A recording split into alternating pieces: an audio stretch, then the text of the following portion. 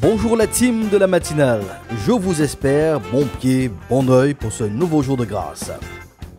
Bonjour aux amis de notre chronique La Bonne Nouvelle, animée par le pasteur Josias. Nous voulons ensemble nous approprier les valeurs, les principes enseignés par le Christ. Il a toujours donc une bonne nouvelle à nous proposer pour l'expérimenter bien donc en toutes circonstances.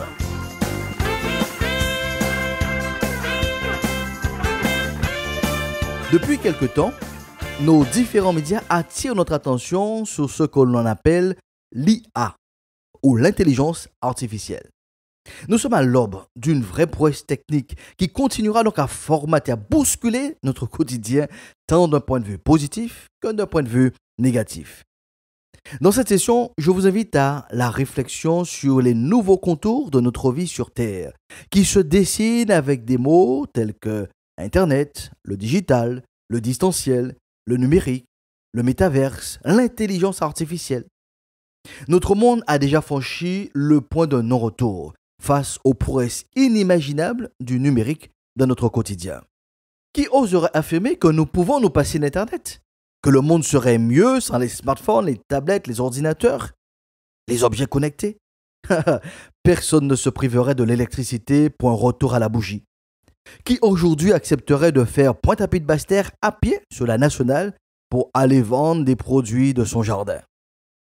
Quand le confort a été amélioré, difficile de faire marche arrière. Ceci étant dit, tout en bénéficiant des avantages du progrès technique, nous pouvons et nous devons nous questionner. Nous devons réfléchir sur notre rapport avec ces nouvelles technologies.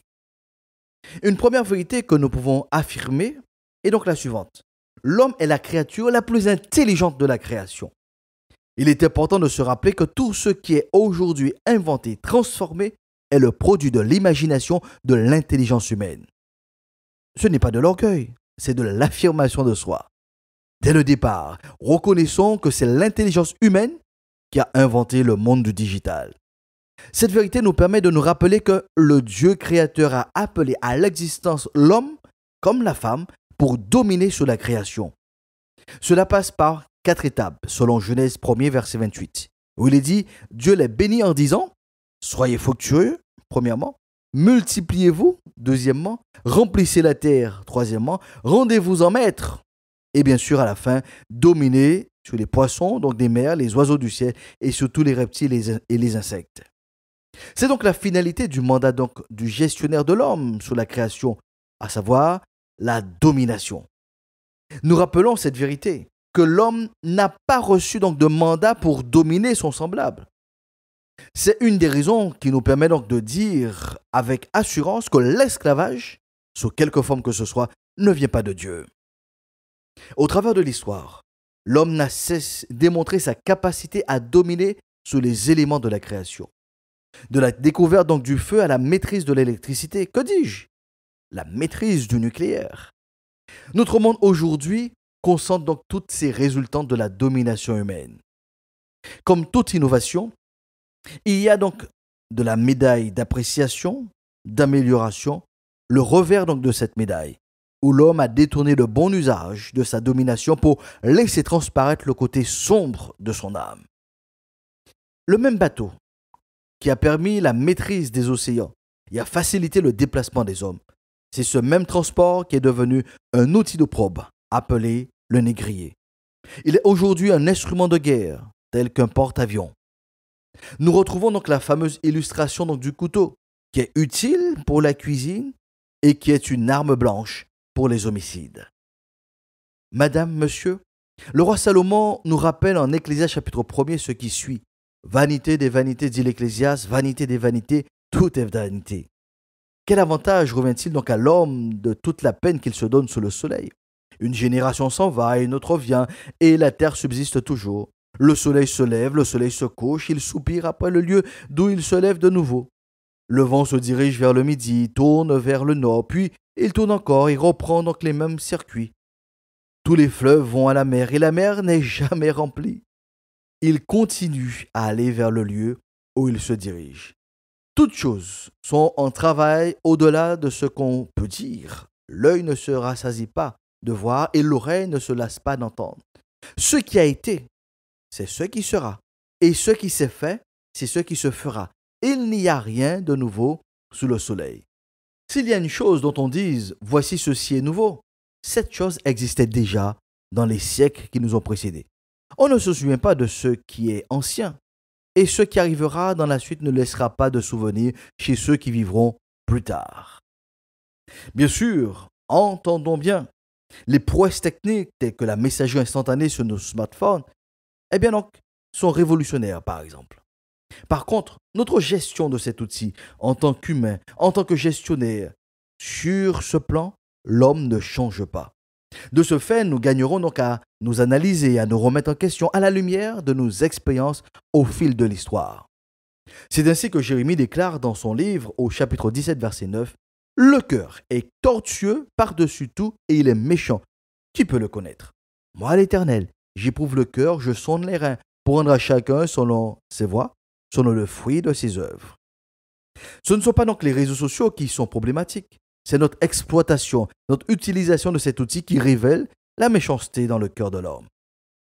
Malheureusement, le harcèlement en milieu scolaire nous montre qu'aussi vrai que la valeur n'attend pas le nombre des années, aussi vrai la méchanceté humaine n'attend pas le nombre des années. Dès le jeune âge, un enfant, un ado, un jeune peut être à la hauteur de la cruauté d'un adulte.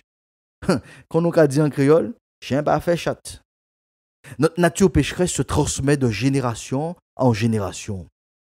Dans cette nouvelle ère où tout converge vers une digitalisation, une dématérialisation, c'est à chacun de faire face à sa responsabilité de gestionnaire. Chacun est comptable de son rapport, de son utilisation de ce monde numérique dans son quotidien, voire même dans son intimité. Il y a aujourd'hui un réel danger qui nous menace de plus en plus. C'est l'abandon de la réflexion, de l'analyse, du discernement.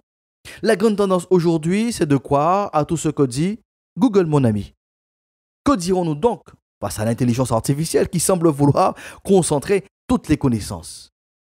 Nous ne pouvons pas et nous ne devons pas déléguer au monde virtuel notre faculté à raisonner, à analyser.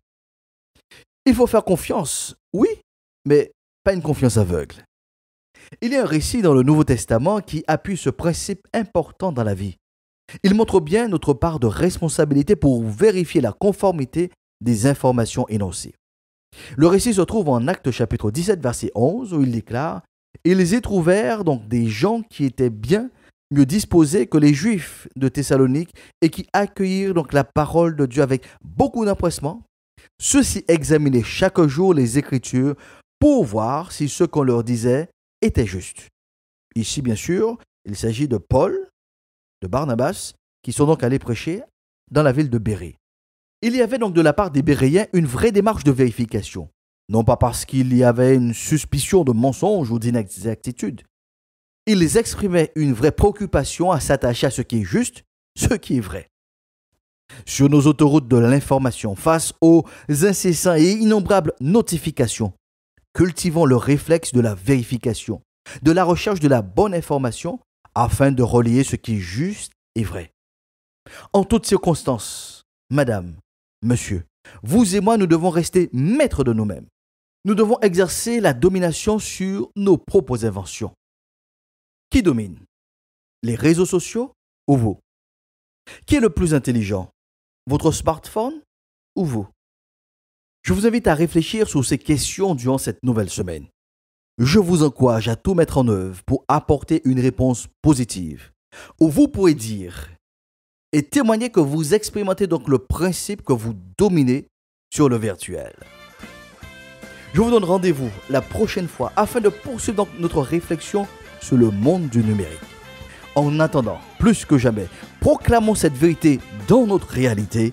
La paix de Dieu soit avec vous pour une meilleure saison.